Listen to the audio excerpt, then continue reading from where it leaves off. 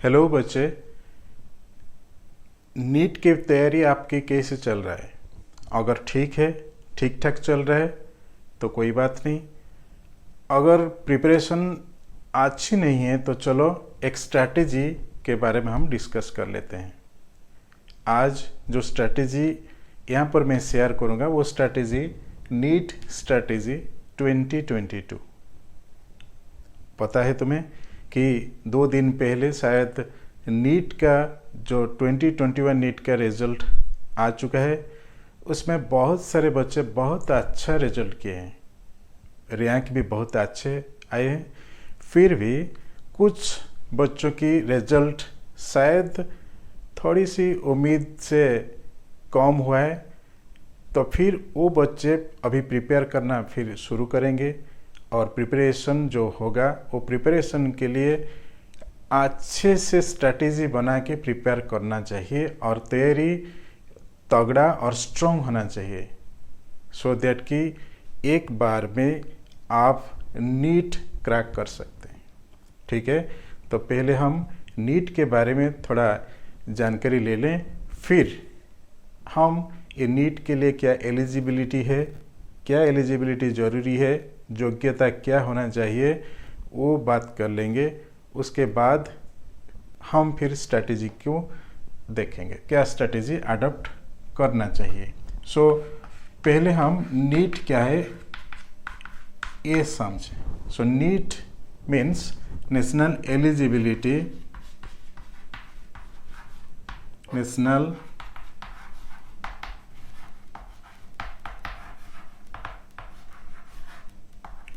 Eligibility cum entrance test. National eligibility cum entrance test, ये जो test NTA conduct कर रहा है। एनटीए, ठीक है, NTA means national testing agency. National testing agency, national testing agency ये कंडक्ट कर रहा है। ये जो एग्ज़ाम ये ऑफलाइन मोड में हो रहा है। अभी एग्ज़ाम का जो पैटर्न ये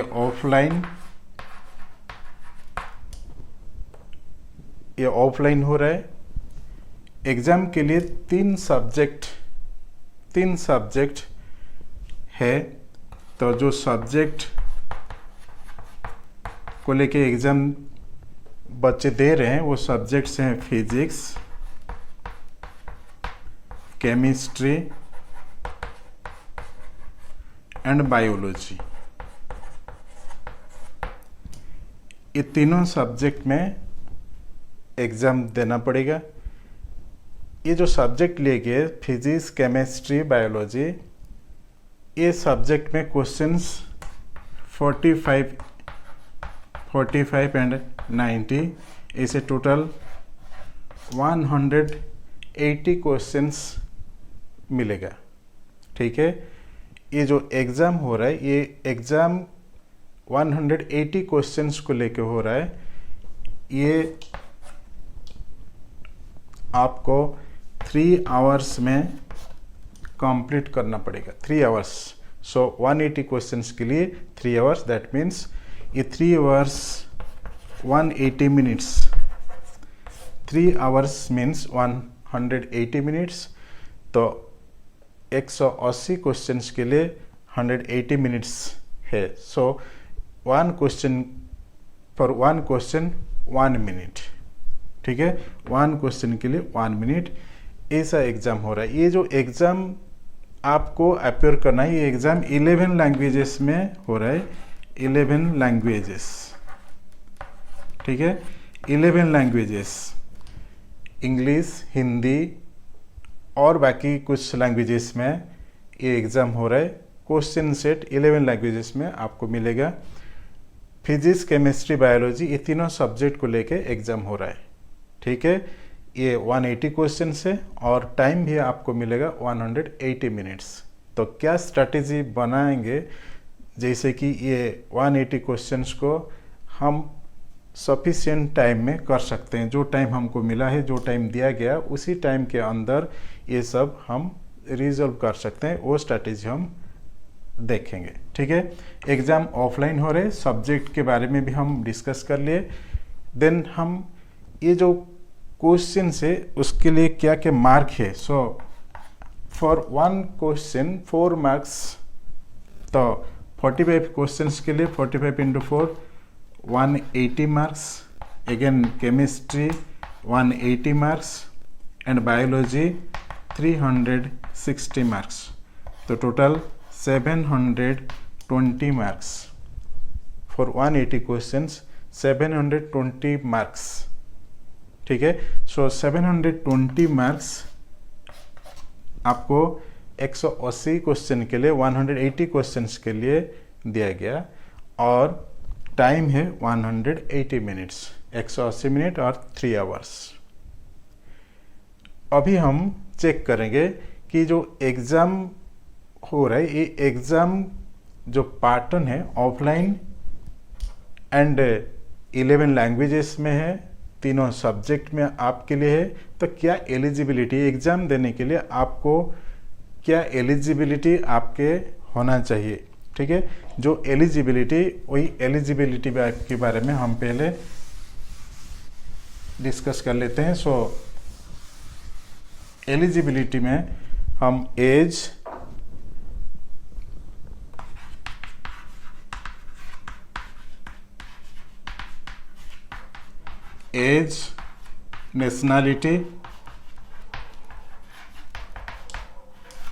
नेशनलिटी, एकेडमिक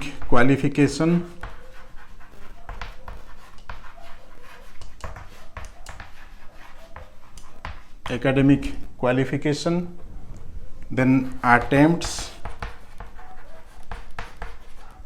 एंड रिजर्वेशन। ये 5 पॉइंट्स पर डिस्कस करेंगे।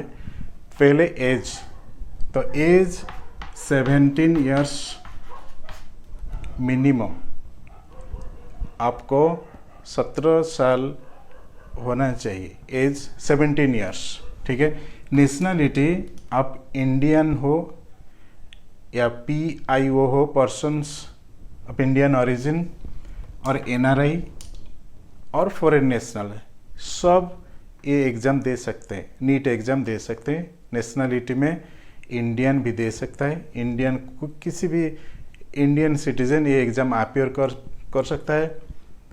एंड फॉरेन नेशनल्स जो भी है, NRI, PIO, ये सब अपियर कर पाएंगे। ठीक है, then academic qualification, minimum academic qualification 12th pass with 50% marks, ये मिनिमम क्वालिफिकेशन भी जरूरी, ये भी एक एलिजिबिलिटी है। 12th पास होना चाहिए और 50% मार्क सिक्योर भी करना पड़ेगा आपको 12th की बोर्ड में। अगर आप 12th की एग्ज़ाम भी दे रही हो और साथ नीट भी अपियर कर रहे हो तो भी ठीक है, क्योंकि ये 12th बोर्ड की रिजल्ट भी नीट रिजल्ट के साथ मिल जाएगा आपको। सो 12th पास एंड 50% मार्क्स, ये दोनों ज़रूरी है। ये हो गया आपकी एकेडमिक क्वालिफिकेशन। और 1 पॉइंट यहाँ पर, ये 12th की एग्ज़ाम फिजिक्स, केमिस्ट्री, बायोलॉजी और बायोटेक्नोलॉजी एंड इंग्लिश, यही सब्जेक्ट में होना चाहिए। आप 12th की जो एग्ज़ाम वो physics, chemistry, biology, biotechnology and English, यही सब्जेक्ट में आपका 12th एग्ज़ाम होना भी ज़रूरी है। ठीक है, ये हो गया आपकी एकेडमिक क्वालिफिकेशन। अब अटेम्प्ट्स के बारे में बात करेंगे। अटेम्प्ट्स, ये जो अटेम्प्ट है ये आप एक बार भी दे सकते हो, 2 बार, 3 बार, 4 बार, कुछ ऐसा रेस्ट्रिक्शन नहीं। ठीक है, ये अटेम्प्ट आपके लिए कोई लिमिट नहीं है, नो रेस्ट्रिक्शन। देन रिजर्वेशन, ये जो रिजर्वेशन कैटेगरी वाइज रिजर्वेशन भी है, OBC, ST, SC, physically handicapped and economically weaker sections, EWS, ऐसे कैटेगरीज के लिए भी कुछ रिजर्वेशन है। ओबीसी के लिए 27% एंड अदर जो कैटेगरीज है वहाँ पर भी कुछ कुछ रिजर्वेशन है। सो रिजर्वेशन भी है, वीकर सेक्शंस के लिए भी रिजर्वेशन है, शेड्यूल्ड कास्ट के लिए भी रिजर्वेशन है, शेड्यूल्ड ट्राइब्स के लिए भी है, फिजिकली हैंडीकैप्ड पर्सन्स के लिए भी है और अदर बैकवर्ड क्लासेस के लिए भी है।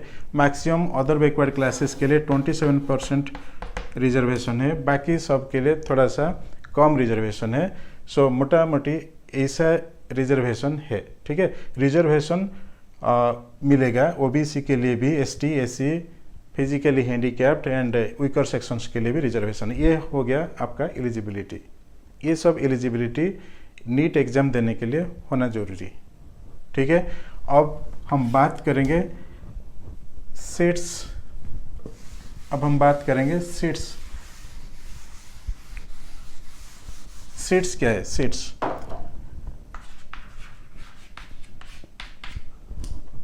ये जो सीट्स है, नीट के लिए जो एग्ज़ाम हो रहा है, नीट एग्ज़ाम जो हो रहा है, ये नीट एग्ज़ाम के लिए आपको बहुत सारे सीट मिल जाएंगे। लगभग आपको 87,000 MBBS seat and 27,000 BDS seat मिलेगा। इसके अलावा लगभग 600 BV सीट भी मिल जाएगा।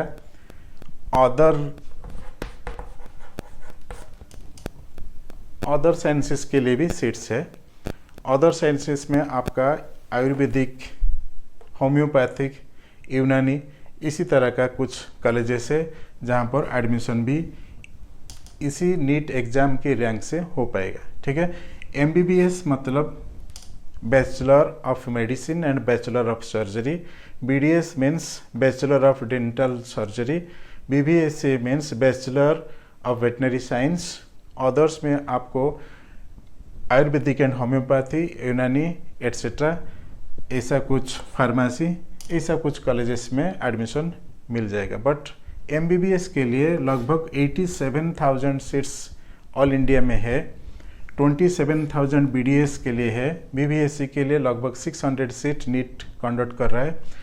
ये जो सीट्स है, ये seats both government and private colleges both दोनों मिला के है। कुल मिला के MBBS के लिए government colleges and private colleges में टोटल 87,000 और 88,000 सीट्स है MBBS के लिए। BDS के लिए आपको 27,000 सीट्स मिलेगा। 27,000 means government and private both colleges, तो 27,000 सीट्स मिलेगा, ठीक है। यहाँ पर कुछ ऑल इंडिया रिजर्वेशंस भी है। ऑल इंडिया रिजर्वेशन कोटा जो कि ऑल इंडिया कोटा है, वो 15% है। सभी स्टेट्स में जो भी मेडिकल कॉलेजेस है, वो मेडिकल कॉलेजेस में 15% ऑल इंडिया कोटा है। सपोज करो किसी कॉलेज में 100 सीट्स है तो सेंट्रल रिजर्वेशन है 15%, बाकी स्टेट का कोटा है 85%। स्टेट 85% सीट के लिए रिजर्व रखता है और 15% सेंट्रल गवर्नमेंट का रिजर्वेशन होता है, सेंट्रल सीट्स होता है। सो नीट के थ्रू मैक्सिमम स्टेट्स में ये एंट्रेंस हो रहा है। मैक्सिमम स्टेट्स नीट के थ्रू एडमिशन भी दे रहे हैं, एडमिशन भी हो रहा है, एलोकेशन भी हो रहा है। बट कुछ स्टेट्स इंडिया में है जो कि नीट से बाहर हैं। बट कोई अगर ऑल इंडिया लेवल पे रेपुटेड कॉलेजेस में एडमिशन लेना चाहेगा तो फिर नीट एग्ज़ाम अपेयर करना जरूरी है। जैसे कि कुछ रेपुटेड कॉलेजेस है आपका AIIMS, all India institute of medical sciences, FMC Pune, ये arm forces medical college Pune में है। सिमिलरली CMC वेलोर में है, बनारस में BHU, देन चंडीगढ़ में PGI, देन पांडिचेरी में जिपमर, ऐसा कुछ इंस्टीट्यूट्स है जो कि रेपुटेड इंस्टीट्यूट्स इंडिया के। बहुत सारे स्टूडेंट ये सब कॉलेजेस में एडमिशन लेना चाहेंगे क्योंकि ये सब रेपुटेड हैं और जो फर्स्ट रैंकर्स है, टॉप रैंकर्स है, मैक्सिमम टॉप रैंकर्स ये इंस्टीट्यूट चूज करते हैं। ठीक है, सो ये हो गया सीट्स के बारे में कुछ इन्फॉर्मेशन। ओके, देन हम डिस्कस करेंगे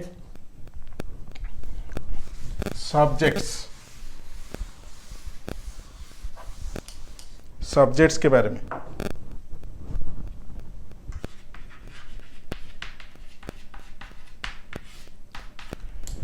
पहले भी हम अभी डिस्कस कर चुके हैं subjects, physics, chemistry and biology. Physics, chemistry and biology, ये तीनों सब्जेक्ट में एंट्रेंस अपियर करना पड़ेगा। Physics 45 questions, chemistry also 45 questions and biology 90 questions, total 180 questions and 720 marks. ठीक है, ये जो सब्जेक्ट्स है, ये सब्जेक्ट को लेके कुछ स्ट्रैटेजी है, वो स्ट्रैटेजी फिर हम बाद में वो शेयर करेंगे, उसके ऊपर बात भी होगा। तो ये हो गया सब्जेक्ट। अभी कट ऑफ के बारे में बात कर लेते हैं। कट ऑफ एग्ज़ाम जो हो गया, रिजल्ट आएगा और फिर कट ऑफ। क्या है cut off? Cut off means ये 50% अगर मार्क सिक्योर हो रहा है तो रैंक में आ जाएगा। किसी बच्चे का मार्क अगर 50% है तो वो रैंक में आएगा। ये कट ऑफ डिक्लेयर MCC कर रहा है। ठीक है, MCC medical counselling committee declare कर रहा है। ये जो कट ऑफ डिपेंड करता है सीट्स कितना है, then number of candidates, exam appear, कितना कैंडिडेट एग्जाम अपियर किए हैं, number of candidates, seats and question difficulty level. ठीक है, ये तीनों पॉइंट्स पर कट ऑफ डिपेंड कर रहा है।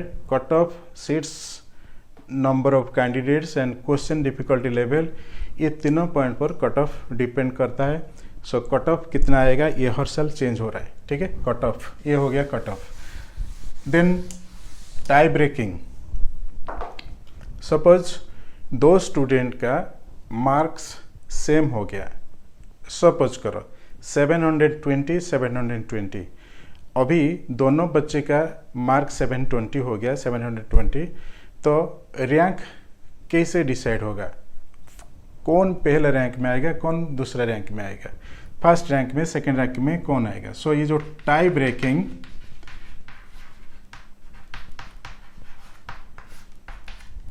ये 3 पॉइंट पर डिसाइड हो रहा है। पहला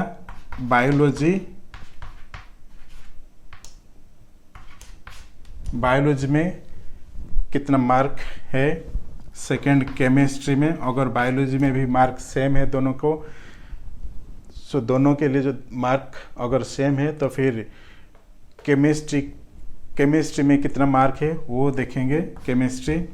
फिर केमिस्ट्री में भी अगर दोनों का सेम मार्क है, दोनों के लिए सेम मार्क हो गया केमिस्ट्री और बायोलॉजी में, तो फिर रॉन्ग अटेम्प्ट किसका ज़्यादा रॉन्ग अटेम्प्ट है वो डिसाइड करेगा। ठीक है, जिसका भी रॉन्ग अटेम्प्ट ज़्यादा होगा वो सेकेंड रैंक में आ जाएगा। अगर पहले वाला का ज़्यादा करेक्ट अटेम्प्ट है तो वो फर्स्ट रैंक में आ जाएगा। सो इस तरह का ये रैंकिंग में biology, chemistry and wrong attempt को लेके रैंकिंग भी डिसाइड किया जाता है। ठीक है, ये हो गया टाई ब्रेकिंग। देन हम डिस्कस करेंगे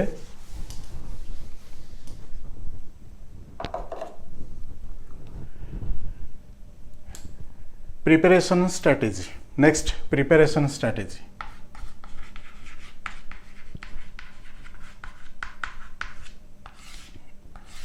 प्रिपरेशन, तो ये सबसे ज़्यादा इम्पोर्टेंट पॉइंट है कि प्रिपरेशन कैसा होना चाहिए। प्रिपरेशन हम ऐसे बैठ के प्रिपेयर नहीं कर सकते। जो भी हो, प्रिपरेशन के लिए कुछ स्ट्रैटेजी अडॉप्ट करना पड़ेगा, क्योंकि स्ट्रैटेजी नहीं है फिर सक्सेस पाना बहुत मुश्किल है। तो इसीलिए प्रिपरेशन के लिए भी स्ट्रैटेजी ज़रूरी है। तो पहले ये जो प्रिपरेशन के लिए 2 पॉइंट पर बहुत इम्पोर्टेंट बात हम करेंगे। फर्स्ट पॉइंट है स्ट्रेंथ एंड वीकनेसेस।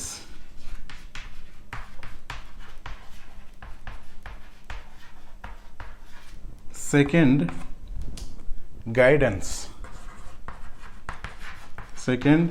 गाइडेंस। ये दोनों पॉइंट बहुत इम्पोर्टेंट है आपके लिए।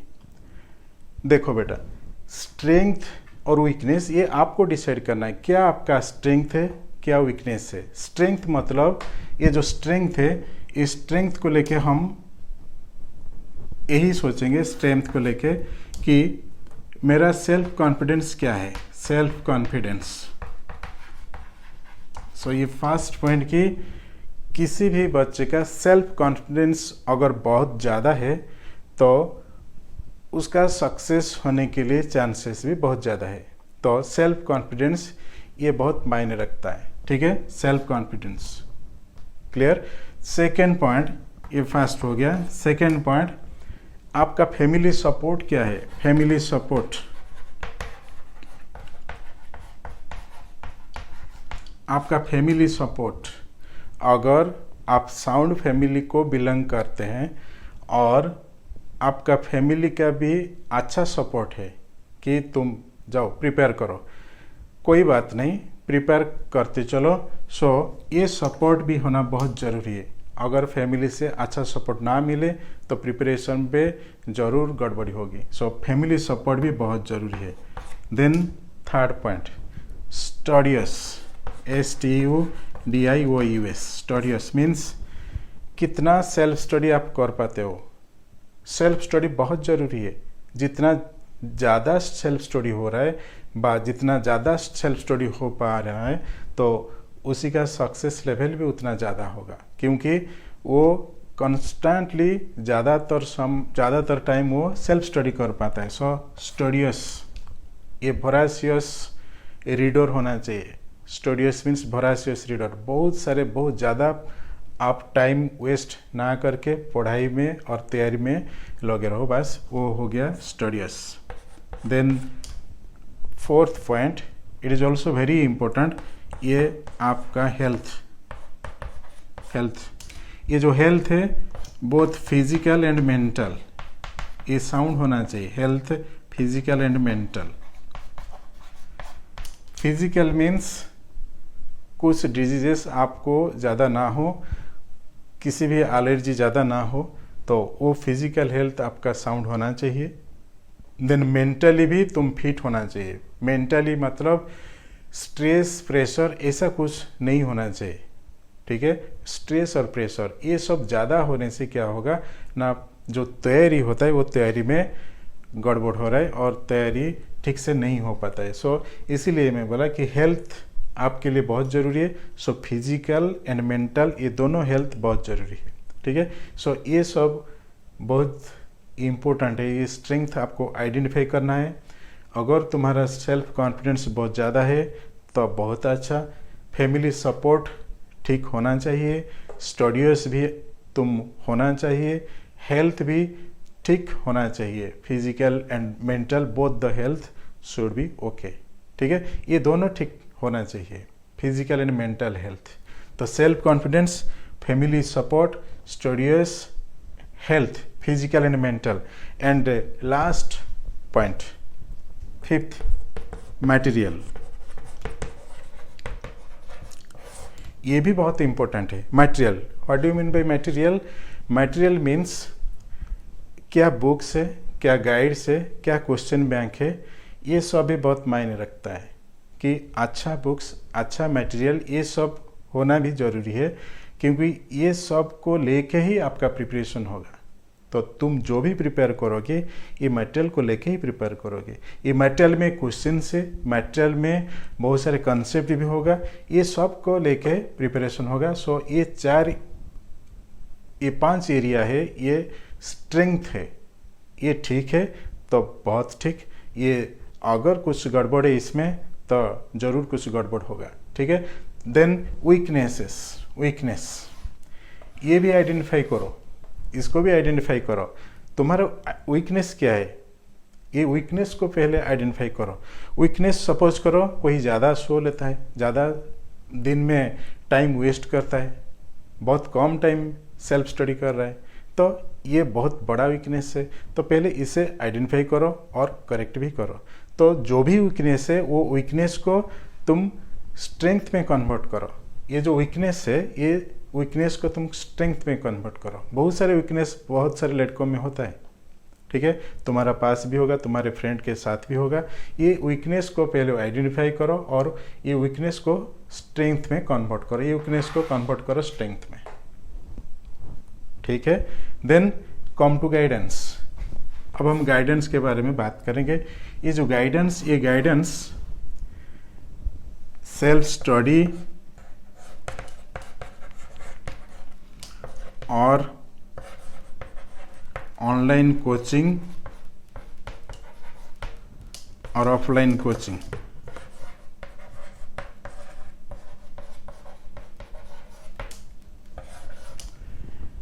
ये तीनों के ऊपर अब बात करेंगे। सेल्फ स्टडी ये बहुत ज़रूरी है। सेल्फ स्टडी, जिसका ज़्यादा सेल्फ स्टडी होता है वो सबसे कंफर्टेबल होता है, क्योंकि ये जो सेल्फ स्टडी है इसको लेके एक बात मैं यहाँ पर कमेंट करूँगा कि learning is more important then teaching.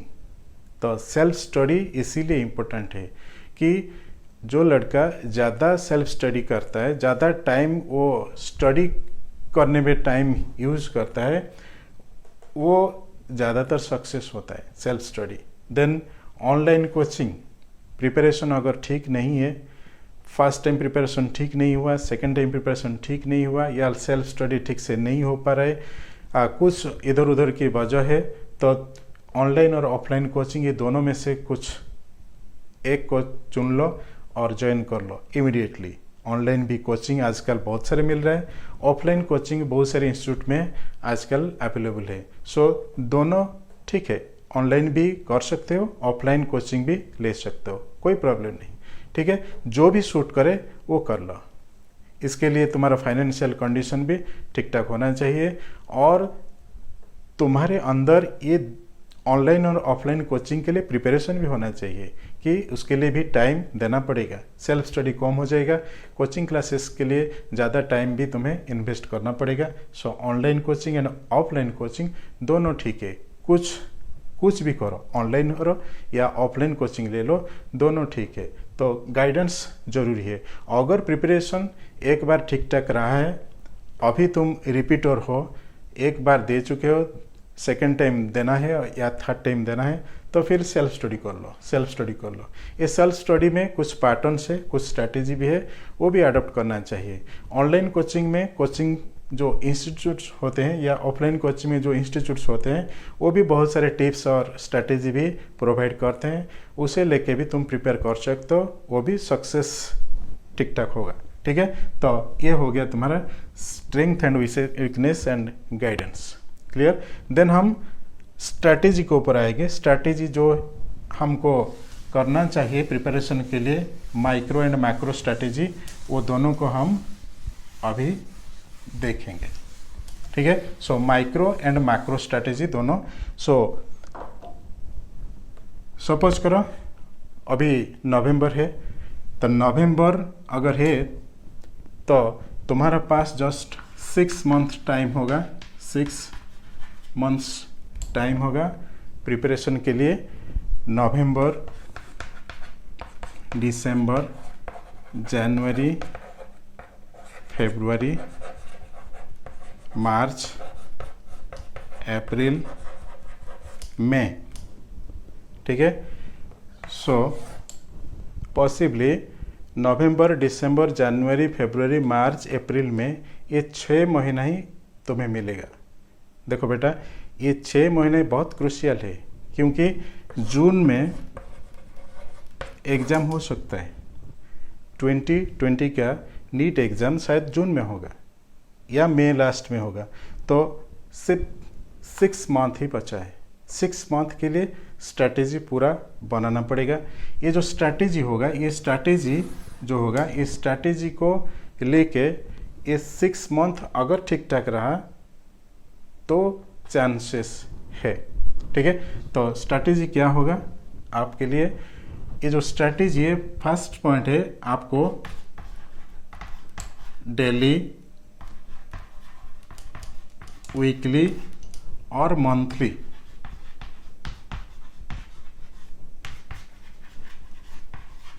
Target set करना पड़ेगा। Daily, weekly, monthly target set करना होगा। जो सब्जेक्ट है, 3 सब्जेक्ट है, फिजिक्स, केमिस्ट्री। सो फिजिक्स 29 चैप्टर्स हैं, फिजिक्स में 29 चैप्टर्स, केमिस्ट्री में 30 चैप्टर्स है, एंड बायोलॉजी में लगभग 38 चैप्टर्स है। टोटल 97 चैप्टर्स है। ये 97 चैप्टर्स 6 मंथ के लिए है। 6 मंथ में 97 चैप्टर्स कंप्लीट होना चाहिए, उसका क्वेश्चन आंसर भी प्रैक्टिस होना चाहिए, तब जाके ये स्ट्रैटेजी आपका काम में आएगा, ठीक है। ये 97 चैप्टर्स। सो ये 97 को हम 6 में अगर डिवाइड करें तो लगभग ये 17 चैप्टर्स, 16 या 17 चैप्टर्स आ रहा है पर मंथ, ठीक है। सो per month 17 chapters, 17 chapters. Again ये अगर हमें हर महीना फिजिक्स का चैप्टर डिवाइड करेंगे तो हर महीना हमें 5 chapters, chemistry 5 chapters, biology 7 chapters, ठीक है। 5, 7 चैप्टर्स। तो एक महीना के लिए अगर इतना चैप्टर्स है तो वीक के लिए कितना चैप्टर होगा? तो 1 वीक के लिए 2 चैप्टर के टारगेट लेना पड़ेगा। केमिस्ट्री में भी 2 चैप्टर के टारगेट लेना होगा, एंड बायोलॉजी में 3 चैप्टर के टारगेट लेना होगा। सो टोटल 1 वीक के लिए बेटा तुम्हें टोटल 7 चैप्टर्स की टारगेट लेना पड़ेगा। 7 चैप्टर्स मतलब 7 डेज। तो एक हफ्ता में 7 दिन ही मिलता है। 7 दिन में 7 चैप्टर को कंप्लीट भी करना है, और 7 चैप्टर में 3 चैप्टर बायोलॉजी के, 2 चैप्टर फिजिक्स के, एंड 2 चैप्टर केमिस्ट्री के भी कंप्लीट करना पड़ेगा, ठीक है। तो 7 और 7 डेज के लिए 7 चैप्टर्स, ये एक हरकुलियन टास्क है। अब देखो, ये माइक्रो स्ट्रेटेजी है। अभी 1 वीक के लिए अगर 7 चैप्टर भी बचा है, 7 चैप्टर भी तुम्हें प्रैक्टिस करना है, 7 चैप्टर को कंप्लीट करना है, तो इस 7 डेज बहुत इम्पोर्टेंट है। 1 डे मीन्स एक दिन के लिए एक चैप्टर, फिजिक्स हो या केमिस्ट्री या बायोलॉजी। सो 1 दिन के लिए, 1 डे के लिए एक चैप्टर अब आ गया। सो एक दिन में क्या पॉसिबल है एक चैप्टर कंप्लीट करना? हाँ, बायोलॉजी का चैप्टर हो सकता है, फिजिक्स या केमिस्ट्री का कुछ छोटे मोटे चैप्टर्स हैं वो भी हो सकता है, लेकिन कुछ कॉन्सेप्चुअल चैप्टर्स हैं जो कि 1 डे में कंप्लीट करना बहुत मुश्किल है। सो इसीलिए मैं बोल रहा हूँ कि एक हरकुलियन टास्क अब हो गया, हरकुलियन टास्क, ठीक है। क्योंकि ये 6 मंथ का टाइम है तुम्हारे पास। 6 मंथ में इतना सारे चैप्टर्स को कंप्लीट करना है, और ये सब चैप्टर को अगर हम थोड़ा माइक्रोस्कोपिकली हम एनालिसिस करें तो एक दिन के लिए एक चैप्टर आपको कंप्लीट करना पड़ेगा, ठीक है। अगर ये नहीं हो पा रहा है तो फिर ये जो 6 मंथ का टाइम ये फिर बैकवर्ड हो जाएगा, ठीक है। तो ये daily, weekly and monthly target, daily, weekly and monthly target मेरे हिसाब से ये भी करना ज़रूरी है, इसको समझना ज़रूरी है, क्योंकि हमें लगता है 6 month is a big time, 6 महीना बहुत ज़्यादा टाइम लग रहा है, लेकिन जब हम माइक्रोस्कोपिकली उसको देखेंगे, जितना चैप्टर से सब्जेक्ट जो है उसे लेके हम अगर एनालिसिस करेंगे तो एक दिन के लिए एक चैप्टर ही आ रहे हैं, ज़्यादा टाइम नहीं है। ठीक है, तो ये बहुत बड़ा टास्क है। देन सेकेंड स्ट्रेटेजी हम देखेंगे। सेकेंड,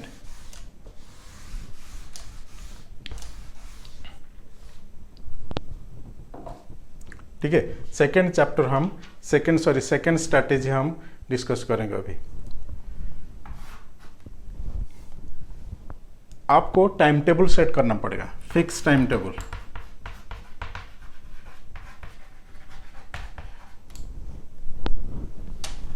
फिक्स टाइम टेबल, ये टाइम टेबल बना लो, बहुत इंपॉर्टेंट है टाइम टेबल।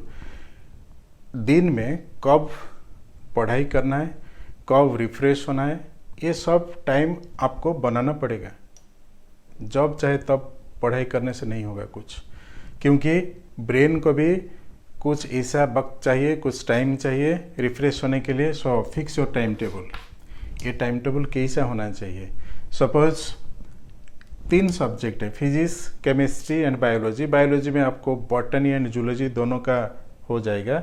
सो हम दोनों को लेके ये बायोलॉजी कंसिडर कर लेते हैं। सो फिक्स टाइम टेबल में आपको सपोज करो 2 आवर फिजिक्स के लिए, 2 आवर केमिस्ट्री के लिए एंड 2 आवर बायोलॉजी के लिए हम डिवाइड करेंगे।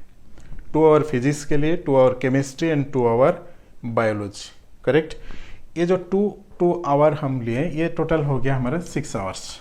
ये 6 आवर्स हो गया। बट ये जो 2 आवर्स हम लिए, ये सिर्फ कॉन्सेप्ट स्टडी के लिए यूटिलाइज करेंगे। कॉन्सेप्ट स्टडी, दैट मीन्स आपके पास जो नोट है, जो मटेरियल है, वो सब आप स्टडी करेंगे, वो सब को आप रिवाइज करेंगे। ये कॉन्सेप्ट स्टडी। फिर इसके बाद 6 आवर्स के बाद और भी टाइम आपके पास होना चाहिए। ठीक है, तो बाकी मिनिमम 4 आवर्स, एटलीस्ट 4 आवर्स ये क्वेश्चन प्रैक्टिस के लिए होना चाहिए। 4 आवर्स क्वेश्चन प्रैक्टिस के लिए होना चाहिए। ये 4 आवर्स और 3 आवर्स भी ले सकते हैं। सो मिनिमम 3 आवर्स भी दे सकते हैं। सो टोटल 9 आवर्स एक दिन में आपके लिए बहुत इम्पोर्टेंट है। ठीक है, सो 2 आवर्स 2 आवर्स 2 आवर्स ये कॉन्सेप्ट स्टडी हो गया, physics, chemistry and biology. Then 4 और 3 आवर्स, 4 to 3 आवर्स ये इम्पोर्टेंट है फॉर क्वेश्चन प्रैक्टिस। ये क्वेश्चन प्रैक्टिस कैसा होगा, क्या स्ट्रैटेजी करके उसको पढ़ाई करोगे, तो वो भी हम डिस्कस करेंगे। ये हो गया तुम्हारा टाइम टेबल। फिक्स करो, टाइम टेबल फिक्स करो। ये टाइम टेबल के हिसाब से पढ़ाई करो, तैयारी करो, डेफिनेटली सक्सेस मिलेगा। ठीक है, टाइम टेबल नहीं है और हापाजार्डली आप प्रिपेयर करोगे तो कभी भी सक्सेस नहीं होगा। सक्सेस के लिए आपको कुछ सेक्रीफाइस करना पड़ता है। ठीक है, कुछ भी सेक्रीफाइस करोगे, बहुत सारे टाइम आपको देना पड़ेगा, बहुत सारे निजी जो एंजॉय कर लेते हो खाली टाइम में, वो सबको सेक्रीफाइस करना पड़ा। उसी टाइम को आप पढ़ाई में लगाना पड़ेगा, तभी जाके ये फिक्स टाइम टेबल बनेगा और प्रिपरेशन रोबस्ट होगा। ठीक है, तो ये हो गया fix time table. Then third point, अभी प्रिपरेशन करेंगे, पढ़ाई करेंगे। सो स्टार्ट विथ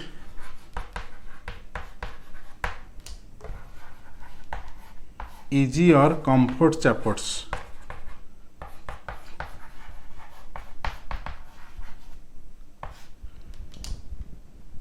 देखो बेटा, ये जो लिखा हूं इजी एंड कंफर्ट चैप्टर, हमारे फिजिक्स, केमिस्ट्री एंड बायोलॉजी में बहुत सारे चैप्टर्स ऐसे हैं जो कि बहुत इजी है एंड कंफर्ट भी है। उसी से प्रिपरेशन स्टार्ट करोगे, वो चैप्टर को पहले पढ़ोगे, उसको प्रिपेयर करोगे, तो शायद आपका कॉन्फिडेंस लेवल थोड़ा ज़्यादा बढ़ जाए। ठीक है, और शुरुआत से स्टार्टिंग से अगर बहुत डिफ़िकल्ट चैप्टर से शुरू करोगे, स्टार्ट करोगे, पढ़ाई करोगे तो शायद इतना अच्छे से प्रिपेयर नहीं हो पाएगा। सो अच्छे से प्रिपेयर करना अगर चाहते हो तो इजी और कंफर्ट चैप्टर को ले लो, उसी चैप्टर से शुरुआत करो, डेफिनेटली सक्सेस होंगे और प्रिपरेशन भी बहुत अच्छा चलेगा। अगर ये इजी और कंफर्ट चैप्टर तुम समझ जाते हो, पढ़ाई में अच्छा चल रहा है, तो बहुत जल्दी जल्दी ये टाइम भी तुम्हारा मेकअप हो जाएगा। 6 मंथ का टाइम बहुत अच्छे से मैनेज हो जाएगा। सो टाइम मैनेजमेंट के लिए भी ये इजी एंड कंफर्ट चैप्टर्स बहुत इंपॉर्टेंट है। हो गया। So fix time table by time management जो था, ये इजी कंफर्ट चैप्टर से तुम शुरू कर रहे हो। कौन सा चैप्टर इजी है, हम बायोलॉजी में ये डिस्कस करेंगे और भी वीडियोस में, और भी आगे हम वीडियोस शेयर करेंगे, उधर हम डिस्कस करेंगे।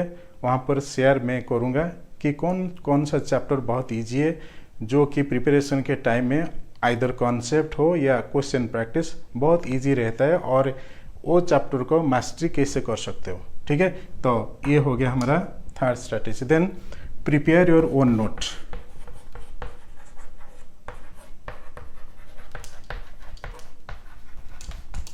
ये भी बहुत इंपॉर्टेंट है। अपना नोट खुद बना लो। क्या बनाओगे नोट में? जो भी मटेरियल पढ़ रहे हो या जो भी कोचिंग ले रहे हो, जो भी क्लास कर रहे हो, ठीक से पेन एंड पेपर के साथ बैठो, नोट के साथ बैठो और टिप्स सब बना लो, पॉइंट्स सब नोट डाउन करो। जो भी टीचर आपको पढ़ा रहे हैं वो समझ लो पहले, और जो भी पढ़ा रहे हैं वो थोड़ा बहुत अपने खाते में और नोट में उसको लिख लो। ठीक है। So prepare your own note. Her chapter के लिए एक एक नोट बन जाएगा। जब तुम कॉन्सेप्ट प्रिपेयर कर रहे हो, चैप्टर पढ़ रहे हो, तो ये नोट भी साथ ही साथ बनता जाएगा। ठीक है। तो ये नोट बाद में तुम्हें बहुत हेल्पफुल होगा, क्योंकि एक बार तुम चैप्टर पढ़े हो, नोट भी बनाए, बट जब तुम रिवाइज करोगे वो चैप्टर को, फिर second time, third time, fourth time इसे पढ़ोगे, तभी ये नोट तुम्हारा बहुत काम में आएगा। समझे? नेक्स्ट, ये नोट तो बना लिए, अभी तुम जो मटेरियल और बुक फॉलो करोगे वो फिलहाल NCERT ये अवॉइड मत करना। NCERT जरूर बायोलॉजी और केमिस्ट्री के लिए फॉलो करना। सो NCERT में जो words and lines and diagrams दिया गया बुक में, वो अच्छे से देखो, अच्छे से उसे समझने की कोशिश करो, पढ़ो, और समझ में नहीं आता है तो रेफरेंस लो, किसी टीचर से पूछो, ऑनलाइन और ऑफलाइन हो, या और कोई गाइड और रिलेटिव कोई आसपास है तो उनसे कांटेक्ट करो। तो NCERT बुक को समझना बहुत ज़रूरी है, क्योंकि अभी 2 साल से यही देखा गया कि मैक्सिमम क्वेश्चंस और almost all questions in biology and chemistry are from NCERT books. तो NCERT वेरी इंपॉर्टेंट। NCERT को कभी इग्नोर नहीं करना है।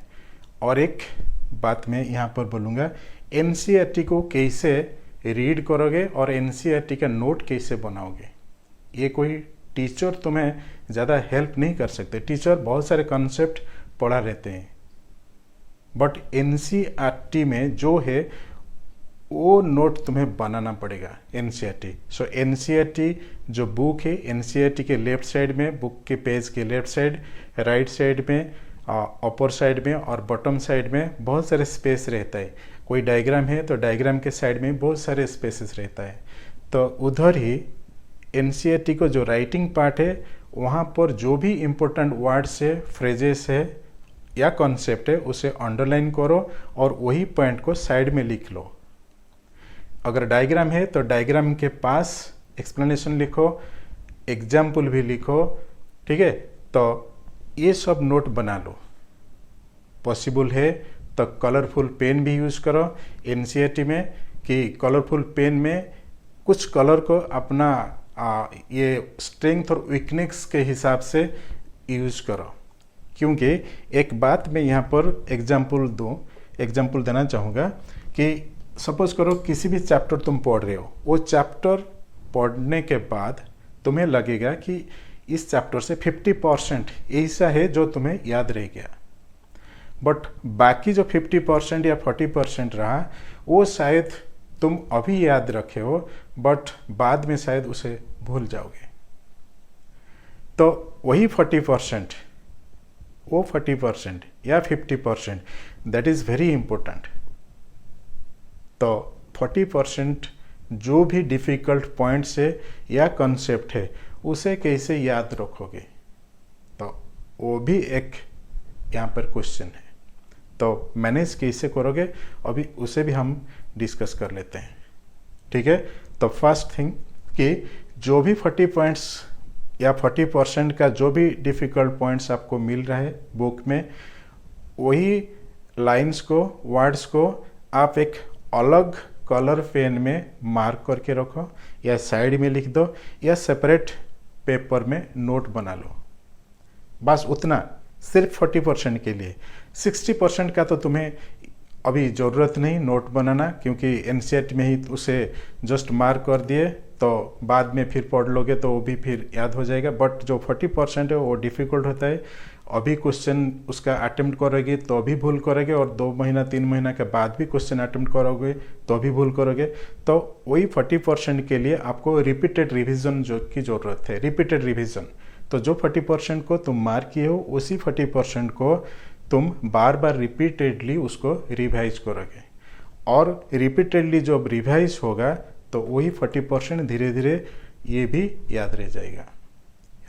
ये एक अच्छा टिप्स है तुम्हारे लिए, तो उसे ज़रूर इम्प्लीमेंट करना, ठीक है। सो ये हो गया एनसीईआरटी का कैसे रीड करोगे और नोट कैसे बनाओगे, ठीक है। नेक्स्ट, ये जो नोट है एक difficult point notes. So difficult point notes ये एनसीईआरटी से बनाना पड़ेगा। एनसीईआरटी का जो 40% का जो नोट के बारे में मैं डिस्कस किया, तो वही पॉइंट की नोट्स आपको बनाना पड़ेगा। ये नोट बना दिए तो फिर आगे प्रॉब्लम नहीं होगा, क्योंकि यही क्वेश्चंस शायद बार बार तुम जब भी फेस करोगे भूल हो सकता है, लेकिन रिपीटेडली रिवीजन अगर इसी पॉइंट का हो जाए तो फिर ये याद रह जाएगा, कोई प्रॉब्लम नहीं होगा। सो डिफ़िकल्ट पॉइंट के नोट्स ये बना लिए, हो गया। नेक्स्ट स्ट्रैटेजी आते हैं। नेक्स्ट स्ट्रैटेजी, तो नेक्स्ट स्ट्रैटेजी होगा क्वेश्चन प्रैक्टिस।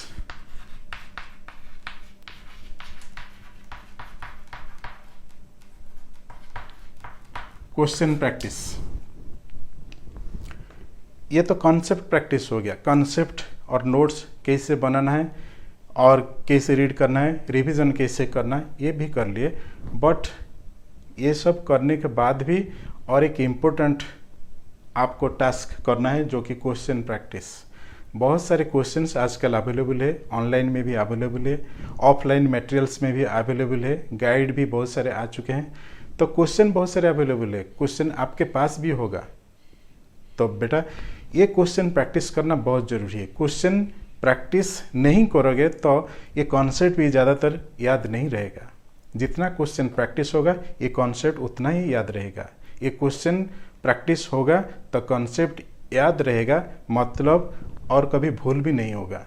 बार बार क्वेश्चन जब ज़्यादातर प्रैक्टिस हो जाएगा, ये क्वेश्चन प्रैक्टिस तुम्हें ही सक्सेस के और ले जाएगा। So question practice is very important. ये क्वेश्चन प्रैक्टिस में बहुत डिफरेंट टाइप्स का क्वेश्चन तुम्हें मिल जाएगा। एक डिफरेंट टाइप्स का जो क्वेश्चन होगा उसमें से MCQ and reasoning assertion, reasoning assertion जो क्वेश्चन है, ये दोनों टाइप का क्वेश्चन को तुम प्रैक्टिस करोगे, ठीक है। MCQ type question and reasoning assertion type question, ये दोनों टाइप का तुम प्रैक्टिस करोगे। सो क्वेश्चन प्रैक्टिस हो जाता है तो फिर तुम कंफर्ट जोन में रहोगे। नेक्स्ट स्ट्रैटेजी है previous year questions.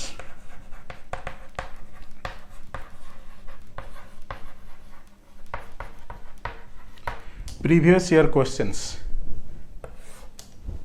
At least 15 years 15 साल के क्वेश्चन तो प्रैक्टिस करना ही है। ये कलेक्ट कर लो, 15 ईयर्स के क्वेश्चन कलेक्ट कर लो और 15 ईयर्स का नीट क्वेश्चन को पहले सॉल्व करना सीखो।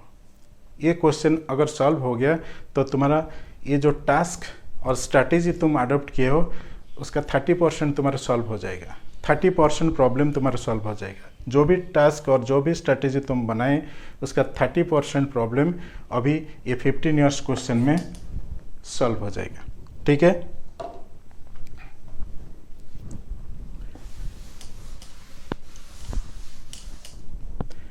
देन और एक स्ट्रैटेजी, लास्ट स्ट्रैटेजी हम इसे अच्छे से डिस्कस कर लेते हैं।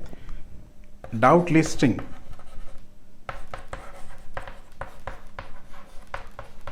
And resolution.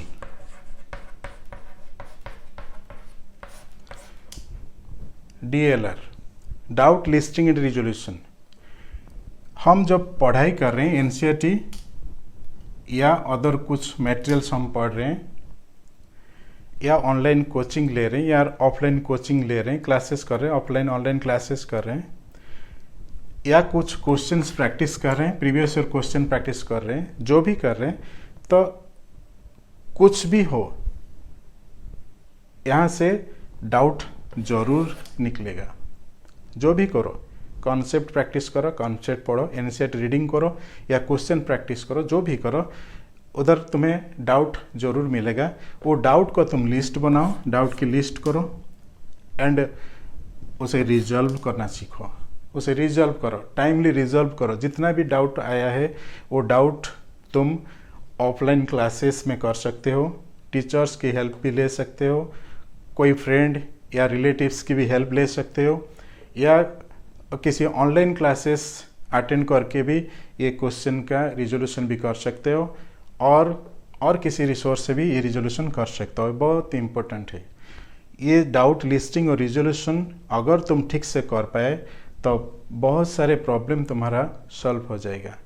मैं यहाँ पर कुछ बातें यहाँ पर रखा था कि 100% ये चैप्टर का जो 100% रहता है उसे 50 या 60% ऐसा कंसेप्ट होता है जो याद रह जाता है, बट जो 40% जो होता है वो कभी कभी याद नहीं रहता है, वो तुम भूल जाते हो, बार बार उससे मिस्टेक भी, गलती भी करते हो। क्वेश्चन जब भी पूछा जाता है वही प्रॉब्लम होता है, तुम्हें बार बार वो क्वेश्चन को भूल करती हो। सो वो प्रॉब्लम तुम्हारा सॉल्व हो जाए अगर तुम प्रॉपरली डाउट लिस्टिंग कर रहे हो, रिजोल्यूशन कर रहे हो। जो भी प्रॉब्लम तुम सॉर्ट आउट कर रहे हो वो अच्छे से समझ के कर लो, सो दैट कि ये जो डाउट है ये डाउट क्लियर हो जाएगा। ये चैप्टर वाइज ये स्ट्रैटेजी फॉलो करो, सब्जेक्ट वाइज ये सब स्ट्रैटेजी फॉलो करो, डेफिनेटली सक्सेस होगा। ठीक है, तुम्हारा प्रिपरेशन और ये तैयारी अच्छे से हो पाएगा। ये हो गया तुम्हारा माइक्रो स्ट्रैटेजी। ये स्ट्रैटेजी के ऊपर और भी कुछ बातें हैं जो हम बाद में डिस्कस करेंगे और कुछ वीडियोज़ में हम डिस्कस करेंगे। चैप्टर वाइज हम कुछ चैप्टर को, बायोलॉजी का कुछ चैप्टर भी हम डिस्कस करेंगे, चैप्टर को लेके क्वेश्चन भी डिस्कस होगा और चैप्टर के कॉन्सेप्ट और NCERT स्टडी, NCERT रीडिंग कैसे होगा वो भी हम बात करेंगे। बहुत सारे बातें हैं, बहुत सारे बातें ऑलरेडी यूट्यूब में हैं, मैं भी बात करूँगा और बहुत सारे टीचर्स और बहुत सारे फिलोसोफर्स भी ये यूट्यूब में ये सब शेयर किए हैं, टिप्स भी दिए हैं, फॉलो कर सकते हो। जो भी अच्छा लगे वो सब फॉलो कर सकते हो, जो भी अच्छा लगे फॉलो करो, कोई बात नहीं। सक्सेस और ये जो सफलता तुम्हें मिलना चाहिए। ठीक है, सो हमें आगे और भी बातें करेंगे। आज बस इतना ही। अगर ये वीडियो तुम्हें अच्छा लगे तो लाइक करो, शेयर भी करो, सब्सक्राइब भी करो और कमेंट भी ज़रूर करो। फिर आगे बाकी और भी कुछ इंटरेस्टिंग थिंग हम डिस्कशन करेंगे। मैं शेयर बहुत कुछ करने वाला हूँ, जस्ट वेट एंड वॉच।